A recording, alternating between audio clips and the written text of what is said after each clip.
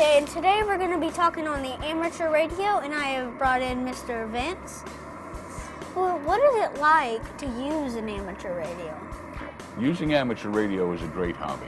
I kind of equate it to taking a vacation because I get to talk to a lot of people in other countries that I'll probably never get to visit, and I can learn something about them and their country by talking to them on the radio. So it's a way of getting education and learning something that I might not otherwise be able to do. So this is called a ham radio, right? It's called a ham radio, or that's actually a slang term for what is properly called amateur radio. And what does H-A-M, ham, stand for? Actually, it doesn't stand for anything. It's a term that came about many, many years ago in the old days when all they did was Morse code, and certain people were able to do Morse code better than other people. And the ones that weren't able to do it so good, the ones that would listen to them that could do it better would call them ham-fisted. That's one of the explanations of where it came from. Another is that, have you ever heard somebody called a ham because they like to show off? That's a term from, well, when I was younger. But it's still a little bit in use today. People that like to show off oftentimes are called hams. And amateur radio operators are pretty good at that, so they call us hams still. My brother says he's always going ham. So do we have anybody on the radio right now? Actually, I have made contact with an individual that's ready to talk with us if you'd like to talk to him. Okay. Okay, the man we're going to call, his name is Dennis, and his call sign is Kilo Golf 4 Romeo Uniform Lima, KG4RUL. I'm going to give him a call, and I'm going to let you talk to him on the radio, and that's called third-party traffic because you don't have a license, but you can talk because I have a license and I'm here with you, okay? Oh, so how do you get your name, your radio name? Well, you have to take a test. You have to take an FCC license exam to get your FCC license for amateur radio to talk on amateur radio.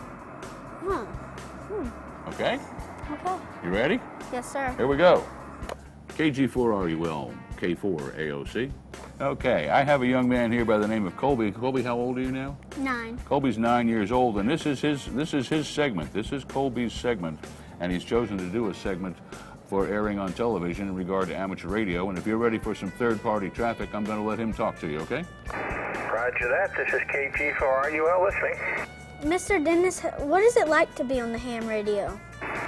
Well, it's kind of interesting. You can talk to people all over the world. In fact, Paul, who's standing there, I have some QSL cards which we exchange, or like a postcard, which tells about a contact. It usually has a picture on it that means something to the ham who sent it to you, or something about his country, something that is his hobby. And I have a bunch of cards here for Paul. In fact, in the bunch that I have here, one of them is from Germany and 3 of them are from Canada. So you get to meet a lot of people all over the world. Over. And what state are you in right now? Well, I'm here in South Carolina. Lad said I'm just down the road from you a ways. So what is the furthest person you've talked to? Well, let's see. Basically, I think it would be Australia. I didn't talk to him actually, but I did a thing that we amateurs do that's like text messaging. So I text messaged him over amateur radio, and he was in Australia. Over. So did he text you back? Yeah, actually, it's a back and forth thing. It's not like sending a text message on your phone and waiting for it. We actually talk back and forth real time. So we're actually holding a conversation with our keyboards. Over. So, what is it like to be in Australia? Did he tell you? Let's see. He was near Sydney, Australia, as I recall, and I believe he was retired when I talked to him. He was a retired person, so this was his hobby. I'm retired also. This is my hobby, but this is also something I do to help out the community. Like for instance, if we had a hurricane and communications went down, we get out our amateur radios and we could talk like this back and forth. We could tell the people up in the state capitol things that we needed. We could talk with people who are in shelters around here, find out what they needed. In other words, we can provide communications when other things are not working. Over. So how long have you been doing the ham radio? I I actually got my license in 2002. I actually started playing with amateur radio when I was in high school, which was over 50 years ago. But the thing that kept me from getting a license then was I couldn't learn Morse code. So when that was no longer a requirement, I was able to get my amateur license. Over. Am I supposed to say over? Over. Well, it kind of helps because then we know when each other stop talking. Over. Okay, over. Any more questions, sir? Over. So how would a young person get started? Over. Well, there's two ways you can do it. One is you can get a book, which is a self-study guide, and sit down and learn all the things you need to know to pass the test to get the basic license. What you do is you learn about regulations and rules. You learn a little bit about electricity, how radio works, various things like that. And then you go and you take a test. There's a pool of 350 questions. They'll pick 35 of them out of there, and you have to answer 26 of them right to get your basic license. Over. So where would you go to get your amateur license? Well, there's a couple places in the area that do testing. We do testing. The club that we belong to, Vince and Paul and I, is the Triton Amateur Radio Club. And we are also people who are authorized to the FCC to give license exams. And we do that on the third Wednesday of every month over in Goose Creek. Over. So how old do you have to be to take that test? Over. At this point in time, I think the youngest person that passed it was 7 years old. Over. So I can take the test and I can do this? Absolutely, absolutely. There are people, like I said, the youngest is 7, and there are people in their hundreds that are amateur radio operators. Over. So are the questions hard, or like do they change how hard of them like to their age or what? Over. No, the questions are the same for everybody, and it's not something that you can't learn. If you've taken science and a little bit of science in school, you've done things that are equally as hard. It's learning rules and regulations, a little bit about how radios work. It's not that super complicated. People can study on their own, and occasionally we give classes. In fact, we have a club in Dubose Middle School. And Dubose Middle School has a ham radio club, and we went there one day and we gave tests to a bunch of the kids there who had studied on their, in class there in the evenings at their radio club, and they were able to pass the test. Over. Thanks a lot for your time, Dennis. We appreciate it. I know Colby appreciates it. Take care. Tell the other half we said hi, and we'll catch up with you later. KG4RUL, K4AOC clear. Tell NN4F that I have QSL cards from the last 13 colonies. KG4RUL clear. Will do. K4AOC. So There you go. So what were all those like letters and stuff y'all were using? Okay. What are those? I was using his call sign. See, when you end a conversation, you have to identify yourself with your call sign every 10 minutes if your conversation goes beyond 10 minutes, or and then at the end of the conversation, even if it hasn't been another 10 minutes, at the end of it, you have to identify yourself. Now, if a conversation doesn't go 10 minutes, you just wait till you just go to the end of it if it's a short conversation. But before you leave each other, you have to give your call sign.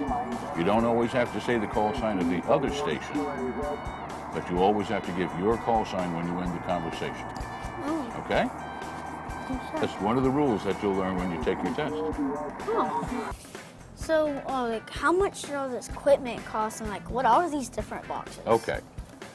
You can spend a little bit of money to get started in amateur radio, and then once you get into it, you can spend a whole lot of money. It's like buying a big boat. If you want, the more you spend on a boat, the more you're going to spend on a boat. That's just the nature of the beast, and it's the same way with amateur radio. This is the power supply. That plugs into the wall outlet, and it changes the voltage to a voltage that operates the radio. This is a radio right here. This is the radio we were talking on. This is a Yaesu FT1000 MP Mark V. Lots of dollars, okay? Does lots of things and has a lot of what we call bells and whistles. It has filters and different things that you can do to make the incoming audio sound very nice, okay? This is the microphone for it. This right here, this box right here that you see is like a grayish color. That's a manual tuner. sometimes, depending on the antenna that you're hooked up to, the radio doesn't like the electrical signal it sees on the antenna, so you can tune it and make it better for the radio to match to the antenna using a tuner. This is another radio, which in all actuality, that's a Yaesu FT100. Now that radio right there will put out 100 watts, and it will operate on all the same frequencies that this one does. It just doesn't have as many features, and it's mostly used in a car, in a mobile installation for people who are going down the road. And you just press that button right here. This is the microphone for it, and that's the push-to-talk button, what they call PTT. That's what you were pushing here. As a matter of fact, if you look on there, see where it says PTT? Push-to-talk. That's what that means. And this one says PTT too. How about that? Must do the same thing, huh? And is this another radio? That's a walkie-talkie. And that's where a lot of people initially get started in amateur radio. This is a 2-meter, what they call a 2-meter radio. And it talks on frequency modulation. Now with this radio right here, this one puts out about 5 watts. And mostly what people do with these radios is talk to a repeater. When they want to talk to somebody else, they'll select a frequency that activates a repeater station. The signal goes from here to an antenna on a tower that's hooked to what they call a repeater that repeats that signal that you sent from your little walkie-talkie at a higher power. And it resends it so that people farther away can hear your signal. And then when they talk back to you, it does the same thing. Now there is a system in South Carolina right now that's set up, and a lot of people are involved in it, including many local people and people from South Carolina ETV, that have created a system of repeaters that you can talk on using radios just like this, and you can talk all over the state of South Carolina from one end to the other using a little radio like that. And you can get radios similar to this for anywhere from $125 on up, depending on what you want to spend. But that's a nice, inexpensive way to get started in amateur radio. So, like, how far can this go? Like, all around the world? Well, actually, this right here, using repeaters now, can talk as far as the repeater will let it talk. Now, if you're not using a repeater, in what they call direct or simplex mode, okay, at 5 watts, depending on what's in the way, probably about 4 miles. Okay? Wow. And that's where most people start. That's what I started with a long time ago. And then I just decided I had to have more, so. Well, thank you, Mr. Vince. You're welcome. Thank you, Colby. It's my pleasure. I appreciate the invitation. Thank you.